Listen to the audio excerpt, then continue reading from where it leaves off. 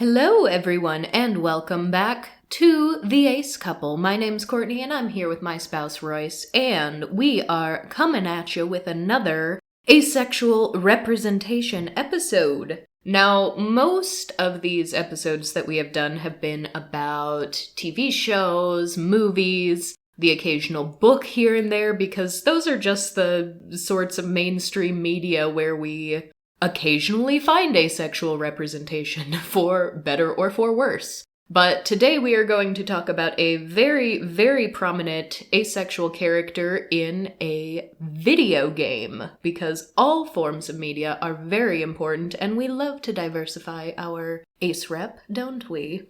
So without further ado, Royce, why don't you go ahead and give us an introduction into the game The Outer Worlds?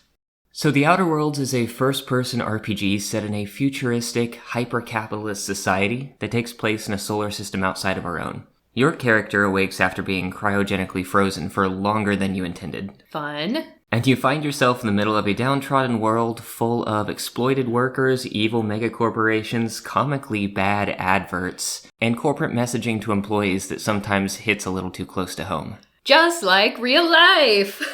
Gameplay sprawls across a few alien worlds, spaceships, superstructures, and it's a mix of first-person shooting, melee, RPG-style stat advancement, skill trees, rotating party members, branching dialogue options, that sort of game, if you're familiar. For the people who aren't familiar, what would that be in layman terms, in noob terms? You shoot things up. Well, I guess you could say it's kind of like playing the main character in a sci-fi TV show? Yeah, and you actually have options, like when you converse with people in this world, you're not down one specific path. It gives you a variety of options that you can choose, so you can kind of decide if you're the nice guy or if you're a little rude or snippy, and sort of choose your own personality that way as you play.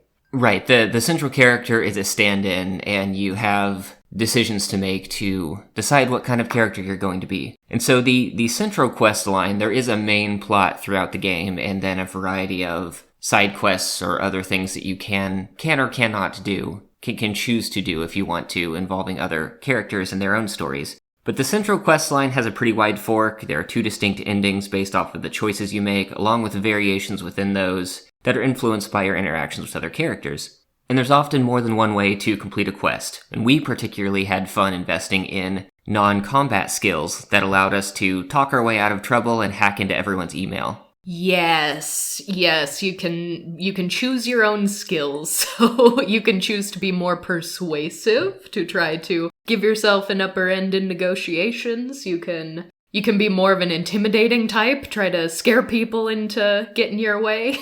Or just downright violent and murderous. You can just go, to borrow a tabletop RPG term, you could just go full murder hobo. You could just kill everyone. Don't recommend it, but it's a choice. This is your game. Now, the thing that stood out to us most in this game was actually the dialogue, which is probably a good reason to not go full murder hobo, because then you cut off a lot of the dialogue when you eliminate the people. Yes. As does tend to happen. Just like real life!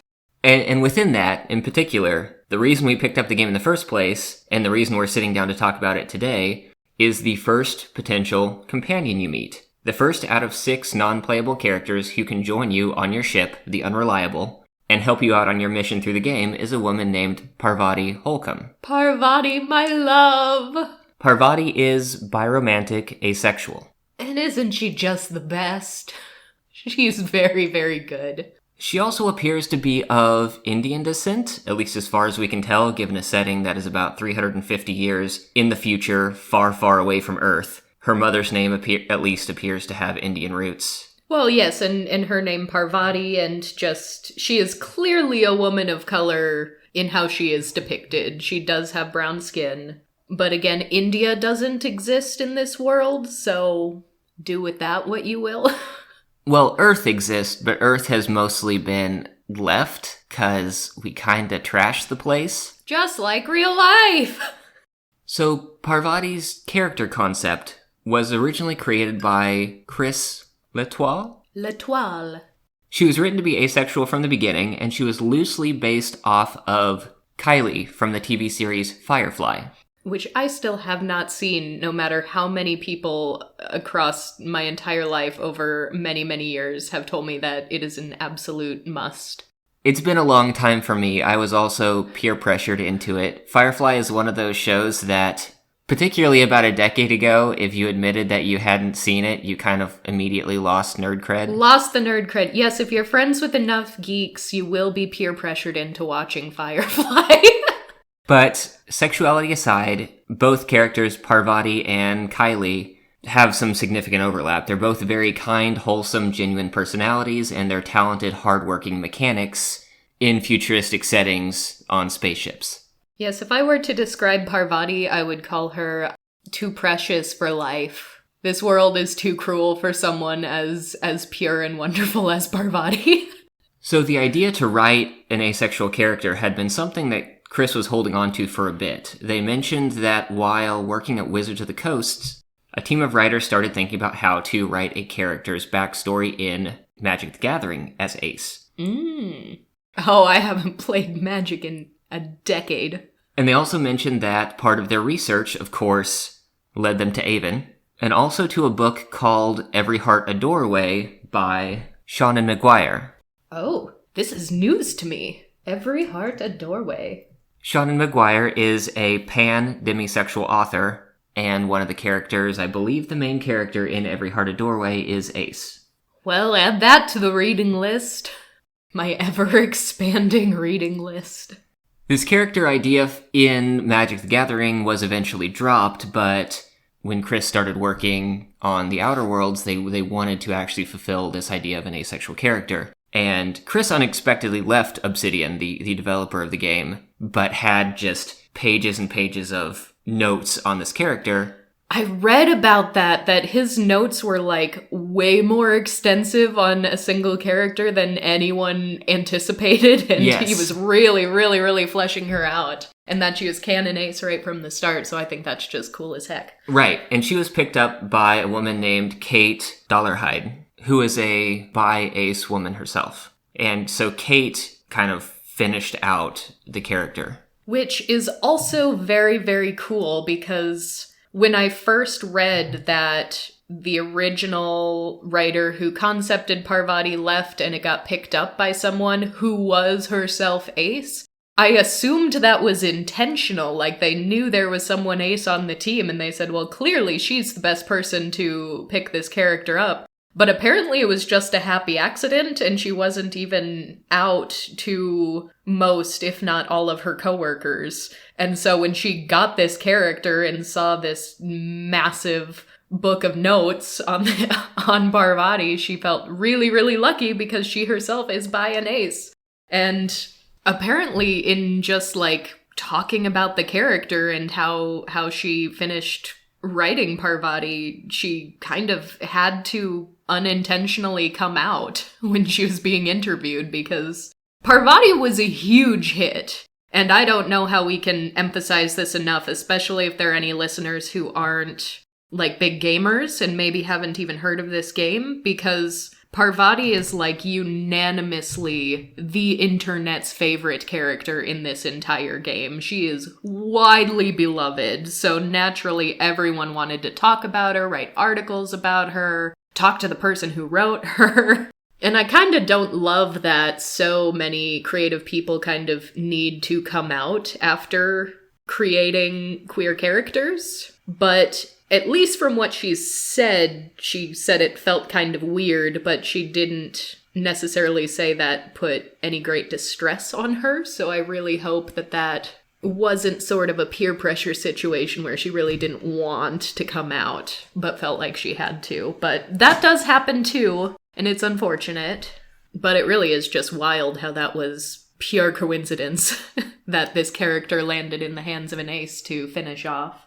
Which it really is just very special, and Dollarhide has said herself that she was able to actually put real lines from her life into the story, and actual things that have been said to her, and actual fears and concerns that she has as a bi-ace woman. So having a personal voice like that is just So cool and so important. And before we jump into the game itself, I know that she was a big fan favorite. I also heard that she was a staff favorite as well. And to give everyone an idea of the impact, this game released in late 2019, and by March 2021 it had sold over 3 million copies. So yeah, this wasn't a teeny tiny game by any means. In fact, the very year it released, 2019, it won the award for Best Original Game at the Game Critics Awards. In the following year, in 2020, it won several different awards from multiple different gaming academies, including the Outstanding Video Game Award at the GLAAD Media Awards. So that is an LGBT-specific award ceremony for queer representation in media. And here a video game with a prominent asexual character is winning that. And I think that's huge. We often talk about how little representation we get, and comparatively speaking to other orientations, absolutely we do, but when you actually get into all the different corners of media, there are some really good gems like this in maybe just a place. If you aren't a gamer yourself, I don't blame you for not knowing about the Outer Worlds and the character Parvati, but there are people in different places who are really, really fighting for representation and doing it well enough that it is getting widespread recognition in their own niches. So let's talk just a bit about the game itself and Parvati the character and how you have options to interact with her. Because I think you mentioned she is the first person you meet who can become a companion of yours that stays with you for a prolonged period of time. Right, getting into the game, you get a little bit of backstory, of setting, and then you're dropped on an alien planet, and the first settlement that you get to is where Parvati lives. It's a sort of rundown, blue-collar corporate town that is barely being maintained. Saltuna! The Saltuna Cannery! And Parvati is working as the town's central mechanic, a job that she basically learned and inherited from her father, who has passed by this point in the story. Yes. And you meet her right away, first settlement. And you definitely know, like, it's eerie how corporate this place is, so it kind of just unsettles you. Like, I know I didn't trust this place. I think the first visual you get coming into this town is actually walking through a graveyard right outside the town that is not staffed properly enough to handle the number of bodies from workers. Yeah, there's some shady things going on here. Late stage capitalism, what can I say? But I love that she's the very first one that we meet, because in a game like this, you have characters who will offer to come with you. And you can turn them down. You can totally just go solo and not have a friend, but you're gonna be making your life so much harder if you do that.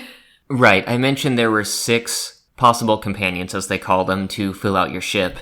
And as you're going about the game, you can have 2 of them with you at a time, actually out in the field, helping you out in combat, helping your espionage, helping your skills if you need to, again, repair things, hack into things, get through dialogue options. But also just having them on your ship opens up their own personal quest lines, and each of them has a story, a series of quests on their own to complete, to flesh out their characters and their motivations. Yes, absolutely. And since it's so early in the game when you're introduced to Parvati, I'm sure there are maybe a couple of people who missed her or decided to not ask her to come along, but she's very hard to miss. And most players are probably not going to be inclined to just throw away their first ally in a huge game like this. Right, and I think the only way that she would voluntarily leave is if you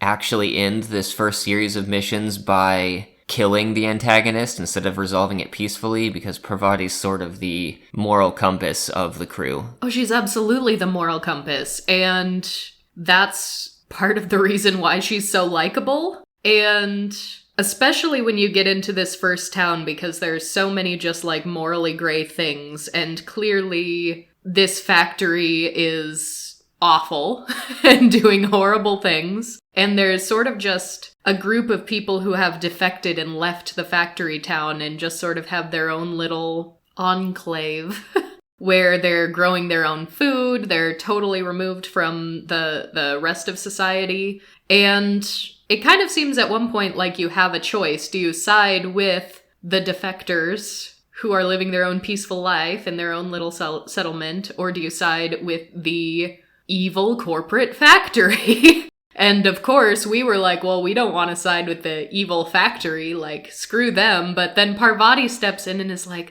Captain, think of all the people who work for that factory and depend on the food and their pay, and you're gonna hurt a lot of people if you do this. It's like, damn it, Parvati, voice of reason.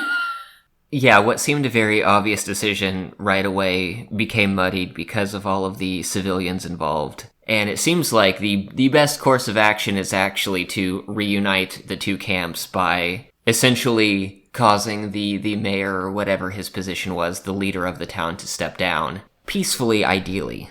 Peacefully, ideally, yes. We had to find a clever third option. Which I don't know if we would have without Parvati's moral guidance.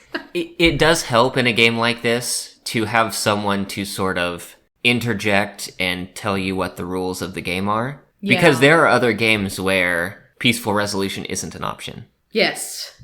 But yeah, and as you're going about, there's clearly a guy that Parvati knows, and I think they're around the same age, probably grew up together, and he very clearly seems to, like, have a crush on her, and she makes a couple of comments or a little, like, some uncomfortable noises, so it's very clear that he is interested in her, but she is not interested in him, but they don't really explore that immediately in this first sort of chapter that we get with her.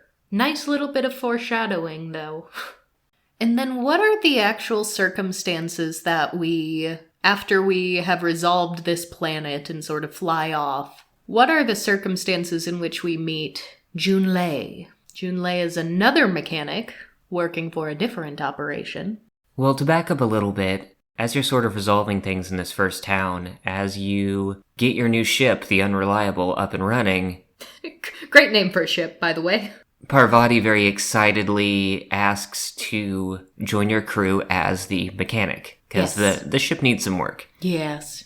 It earned the name the Unreliable.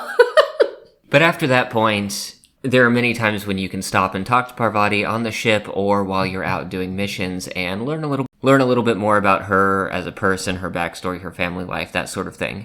The next place you go is an orbital station called Groundbreaker, which is... yes, that's right. Which has a prominent role in this area of space around these planets. And Junlei is the mechanic captain of the Groundbreaker. Yes. And Parvati is flustered. She's already a little shy and socially awkward at times, but it ramps up to like 11 when we meet Junlei for the first time and get to talking. Yeah, it's pretty obvious. I think one of the other techs in Junlei's crew will says something to you as an aside that's like, oh, Parvati is exactly Junlei's type. Hint, hint. Wink, wink, nudge. But that is sort of the start of Parvati's personal questline. MLM, mechanics loving mechanics. Unlike many other games in this genre, which sometimes have sort of B or C plots where they kind of turn into minor dating sims in and of their own right, in this game, the player doesn't have any sort of romance options, but you do have the option to play wingman. Yes, and my gosh, Parvati is so sweet and precious and asexual, and she is just so Twitter-pated by one Miss Junlei, and I would move heaven and earth to make Parvati happy. And if being happy means she romances Junlei, then goddammit she's gonna romance Junlei.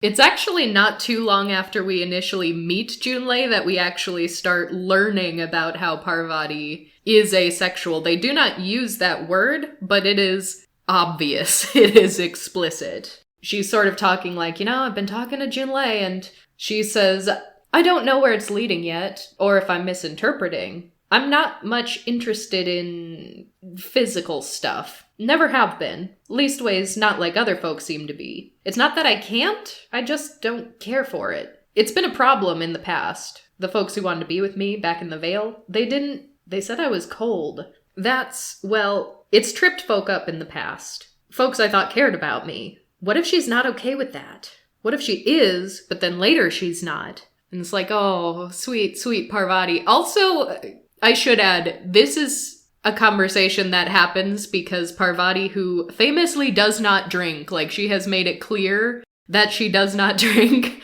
she's just like, Captain, can we go to the bar? I want to have a drink. Is it purpleberry? Purpleberry was a thing in this game. I feel like it's purpleberry wine she wanted to drink, maybe. There were purpleberry a lot of things. Purpleberry major everything. Company. I can't remember exactly what her reason was for not drinking, but she was at least banned from the general store in the town she grew up in, because when she was 12, she hacked a vending machine and spilled a bunch of bottles all over the floor. Oh, no! Picked a lock, not hacked. But same difference. Very inopportune bottle spillage. Yes, she has bottle trauma. But yeah, and so we're like, I think you can choose. I think you can say like, no, we're staying on our mission, but... Yeah, the writers did want to give people an out, people who didn't want to... Every side quest is optional. If you want to just focus on the combat and the main storyline, you have that ability. If you want to make Parvati sad, if you want to let her down... This sweet, precious creature. So we take her to the bar, and she just starts spilling all of this. But my favorite part, after she spilled all of that to us, it gives you 5 different options for what you can respond when she says, what if Junlei is not okay with the fact that I'm not interested in physical stuff? You can say, then you go your separate ways. You can say, are you afraid of being rejected for who you are? You can say, so you're afraid of disappointing her? Or you can say, you can't control how people react to you, even if you can't control how people react to you, even people you care about. Or you can say, we have that in common, I'm not interested in physical affection either. And our ace asses clicked that option so fast. There we have it, 2 canon ace characters. You get to play one of them. But when you say that, her eyes get so wide with, like, joy and wonder and surprise, and she's just like, you're not? You're like me? And here, you can either just say, sure am, or you can say, well, I'm cooler, but yeah, and kind of tease her a little bit. Or you can go full AroAce and say, I don't get much use for romance neither. Love it. Beautiful. And I did read that the writer was very, very intentional to make sure that you didn't have a bigoted option. Like, the game designers could have said, like, that's weird, you're a freak, and given you the option to say that if you wanted, but they're like, no, you don't get to be a bigot. You have options, you can say different things, but you don't get to be cruel. And that's just great. I do really like that. But yeah, Parvati's so happy. She's like, so we're kin-like.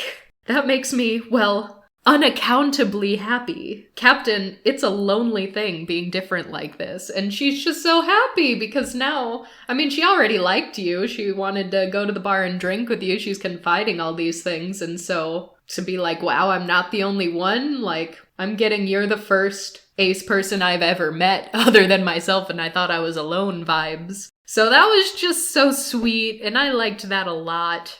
So I just remembered the impetus to go to the bar and drink and talk about all of this is because Parvati is really anxious about a poem she got. That's right! Junlei wrote her a poem! And she's having trouble telling what the meaning or motivations are or if she's misunderstanding something. True. But she definitely already has feelings for Junlei also, so she is interested in romance, but she's also concerned about both, am I misinterpreting, but also if I'm not, what if she's not okay that I'm ace? Like, there are multiple bad outcomes here, and she's trying to work through that.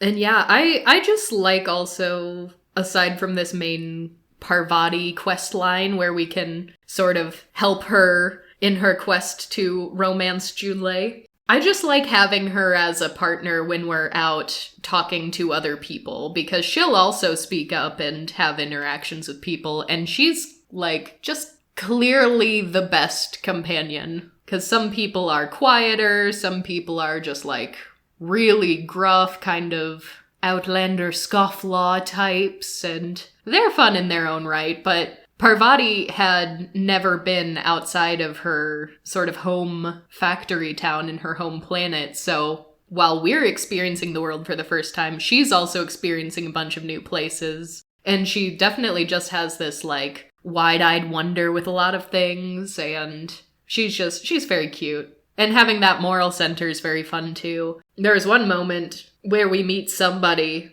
who buys and sells things, and all of a sudden she's like, oh, a little of this, a little of that. I buy and sell items that require discretion to dispose of. Knickknacks, curios. I also knit throw pillows stuffed with the hair of famous tossball players. But that's more of a passion project. And if Parvati is on your team when you meet this person, Parvati will pipe up and be like, I'm not sure that's entirely legal. And this NPC, her name is Gladys, will just be like, that's half the reason I make them, my dear. That has almost nothing to do with Parvati, but I loved that. I'd be remiss if I didn't talk about the weird hair pillow lady. I also just like saying tossball. That's like the sport of choice in this galaxy, and I can't get enough of that word. It feels good in my mouth. Tossball. That's future sports ball. Tossball. So yeah, Parvati is definitely the best side character, but I mentioned that you can have two companions at the same time, and of course, they interact with each other, they interact with the world and with the other non-playable characters you speak to.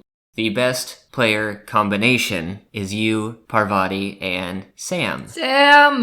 Sam is an autonomous cleaning robot who has been retrofitted with weaponry to be a combat cleaning robot. Sam is the best. And Parvati works with machinery as a mechanic, of course, but she also just, like, anthropomorphizes machines and gives them names. The way she talks to Sam is like some combination of a little brother and a puppy. Yes! It's very good. Sam will say something that is, like, both somehow threatening from a combat's point of view, but also like an advertisement for Sam units and very corporate. And Parvati will just be like, "Aw, good boy, Sam." There was one line that Parvati said that definitely felt like an Ace Easter egg and definitely gave me the like, yep, this was written by an Ace person vibes, because we talked to just some other character on a different quest and on a different world. And after hearing how this girl talks about another guy, Parvati just says, I reckon she's got a little bit of a squish on this fella. And man, squish, that is almost feels like an antiquated Ace term at this point. I haven't heard a lot of people use it recently, but like a decade ago, it was all over the place as, like, you know, regular people have crushes, aces have squishes, or some people would use it as a crush is a romantic interest, but a squish is like a friend crush. And I just thought that was cute. A little nod to Ace lingo. Also, cake. Cake. When we tell Parvati, you know, we'll help you set up a perfect date with Junlei, and we'll do everything we can for you. Parvati says, Junlei will like a casserole, right? Everyone likes a casserole. I mean, I don't really, but I don't count. Now cakes I like. Gosh, I hope she likes them too. And thus the major quest in Parvati's quest line is to get her a fancy casserole, and a fancy cake, and a nice set of clothes, and some perfume, I believe. Yeah, some, like, perfume or soap to smell nice, but she asks you your advice, and, like, what smell do you think Junlei will like? And I think we went with something really silly, like, new machines smell, or something. When other options are more like rose. Oh, the soap options were rose, apple, and Scrub. Scrub. Then was there an extra perfume or a shampoo or something? Because I distinctly remember picking something vaguely mechanical. Like new engine smell or something. That sounds about right. In hindsight, we probably should have recorded more of this playthrough for reference. Yes. I was hoping that this game would be easier to search after the fact due to how big it was, but it isn't as well documented as a lot of other games we've played. Yeah, and it's a big enough game that it'll take you some time to get through. But yeah, after you get all these different things like the soap, the perfume, the new clothes, the casserole, the cake. And of course, most of these aren't just like go to the shop and buy it. It's like you have to fight your way through a desecrated town to get to the one person who has this casserole recipe. Many of these items are on different planets and different settlements on the same planet. Yes, so different planets. It becomes an expansive late game quest as you're unlocking the areas you need to go to actually meet the people you need. Yes, absolutely. And once you finally do kind of have all of them, you realize through proper dialogue that Parvati's kind of been stalling because she's just really nervous. So I recall definitely being like, it is time. we have done everything. You have to invite her over now. And then the date, which of course we went to snoop on. Parvati invites Junlei to the ship. They set up in the ship's kitchen / dining room-ish area with the casserole and the cake, and there's a vase of flowers, and they're just talking and they're really hitting it off, and it's very sweet. And if you walk in, you get to hear some really cute little pieces where you can just sort of really understand how much Junlei cares for Parvati, which is nice because, of course, we've been talking to Parvati this whole time, so we know she's head over heels. But Junlei says, talking about Parvati's father, that she wishes she could have met him, and says anyone who helped shape you must have been a special person. And it's like, aww. But yeah, and then if you hang around for too long, Parvati will kind of be like, Captain! Just acting embarrassed, kind of trying to shoo us away, so it's very cute. And we were like, well, I guess that's all we get to see of the date, and we kind of just bopped around for a little bit, and we're like, let's try going to bed and waking up in 8 hours, and we did, and they were still there talking. It's like, oh man, this date's going really well.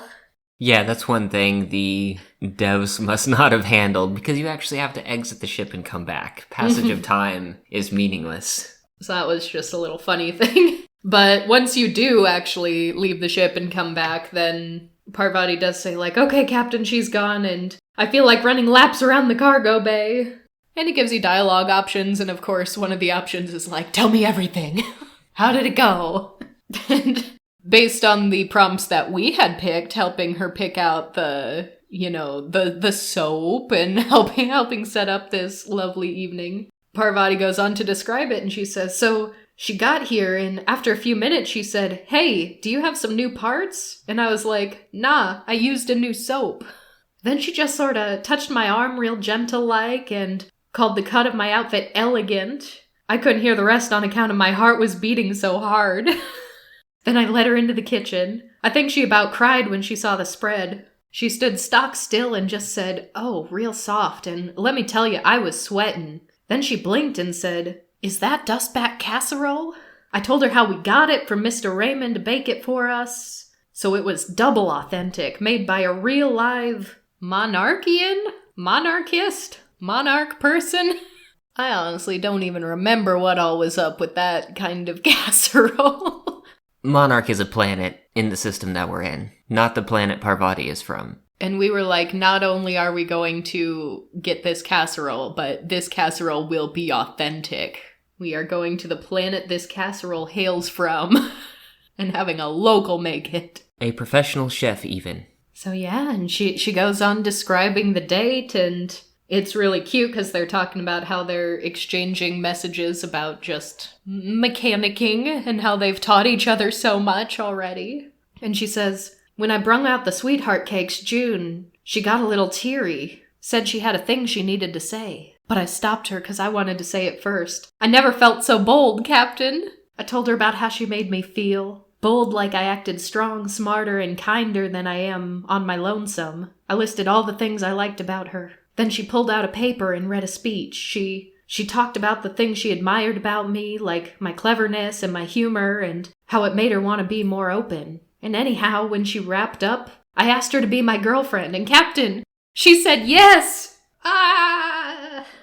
But after she says that, only if you're perceptive enough. Not everybody gets this dialogue option. But you can either just be like, that's really sweet, congratulations. You can be like, well, at least we're done with those silly errands. But if you're perceptive enough, you can ask her, what about your disinterest in physical affection? Which, of course, we did, because we want to know how that all panned out. We're very interested in the aceness of this storyline. And so Parvati says, we talked about it some. I told her I wasn't sure how it'd work, how I've had a bad time of it in the past. She said we'll take it as it comes. Fix things together. Share meals, talk. Maybe she could rub my shoulders when they're sore. I said I might like that. And it's very cute. She tells us how we changed her life and how she never would have met Junlei if she didn't get to leave her home planet and all that. But when she excuses herself, she's just so cute. I love this character. She says, so if you don't mind, I'm gonna go head to my cabin and happy scream into my pillow for like an hour. Ah! Ah! She is too precious. And then we stopped playing because we'd had enough of the game. We didn't finish it.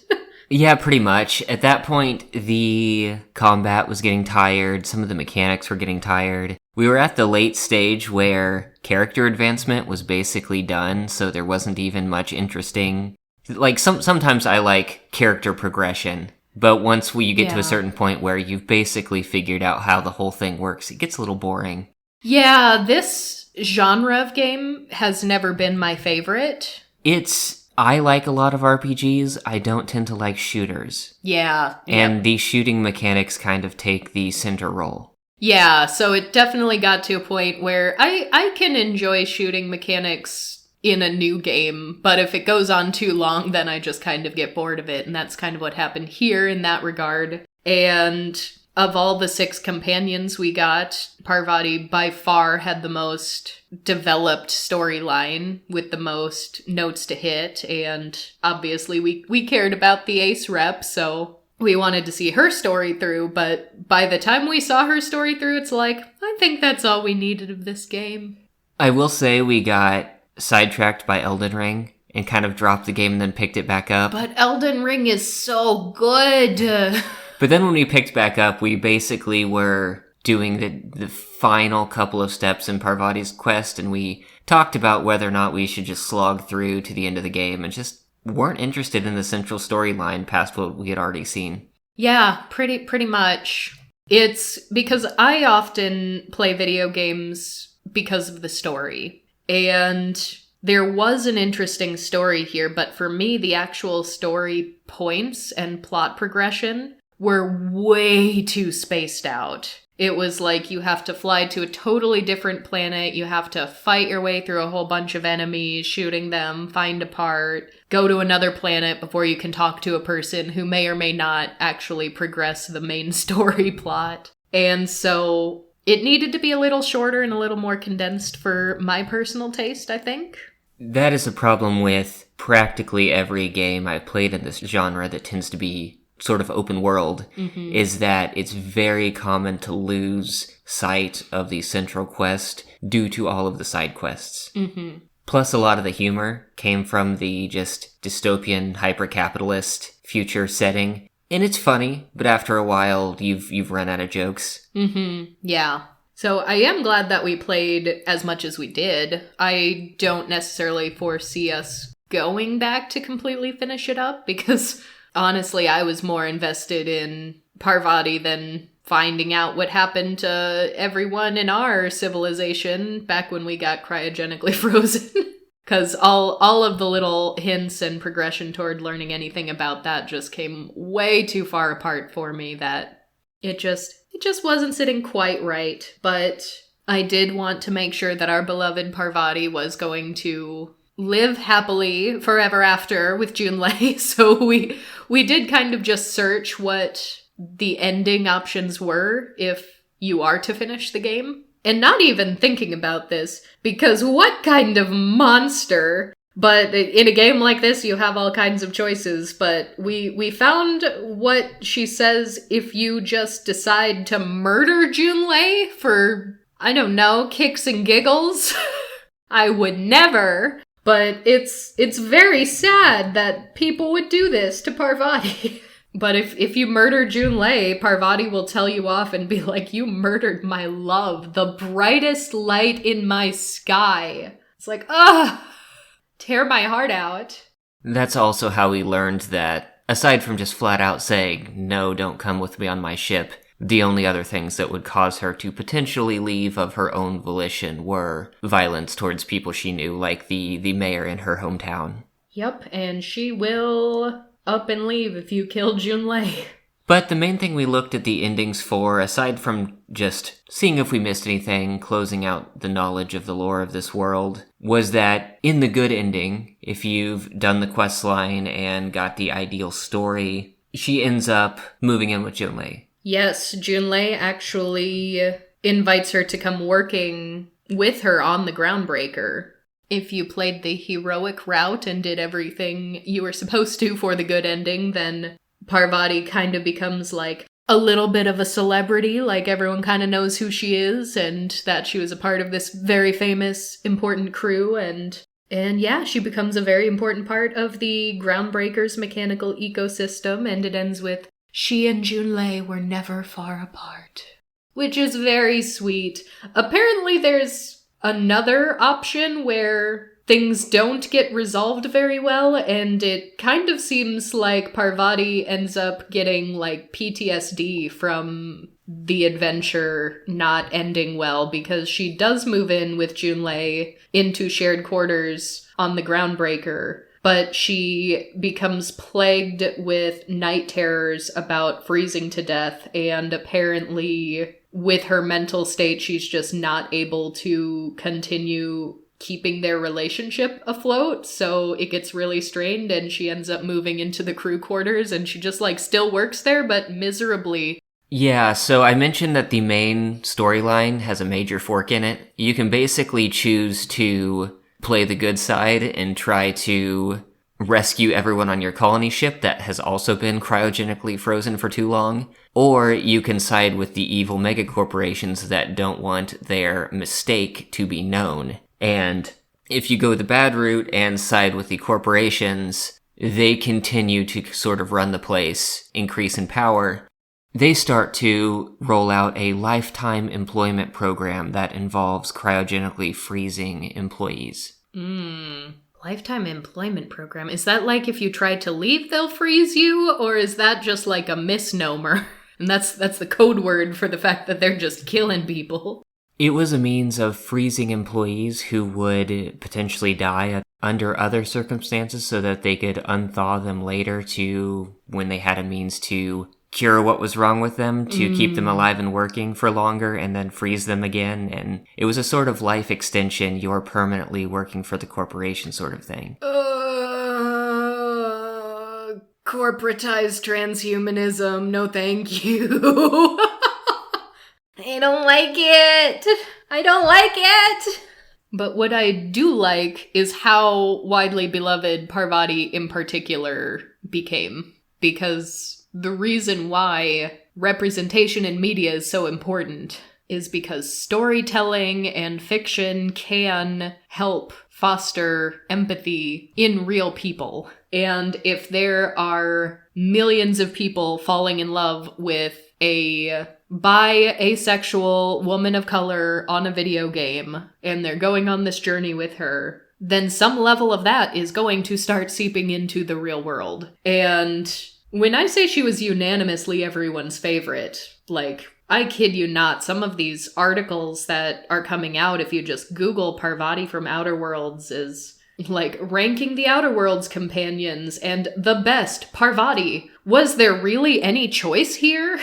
And from Polygon, the story behind Parvati, the internet's favorite Outer Worlds companion. So, of course, it's gonna hit a little differently for ace people, but there are non-aces who have very likely never played a video game with an ace character who are just absolutely falling in love with her. And that is the point of representation. That is what we want and what we need. And they even slipped in the cake. The cake. That's kind of always the telltale sign of an ace got their hands on this writing. There was a cake Easter egg with Todd in BoJack Horseman. There was a little cake reference in a YA book I read called Let's Talk About Love. It's just, it's such a fixture in the ace community that I don't expect the average Allo gamer to know or necessarily care about that, but it's definitely a nod to the aces who are playing. Hey, I see you. I get it. But hey, do let us know if you are aware of any other video games that have really good asexual and or aromantic representation. I do think that this is technically the first game we played with an overtly asexual character in it, although we're aware of a few others. We've got some other games on our list that we are definitely eager to play. In fact, a few years ago, before Outer Worlds came out, before we were aware of any game that had any ace characters, we were even saying, there needs to be a video game with an ace character, and we kind of did a thought experiment about what that would look like. If we were to design a video game with an ace character, how would we portray that? Because in a video game, it's a different mode of storytelling than TV and movies. Sometimes I think it can be an even more effective mode of storytelling because the immersion can really, really make it feel personal and sometimes hit at the heartstrings in ways that I personally don't always get from just purely visual media.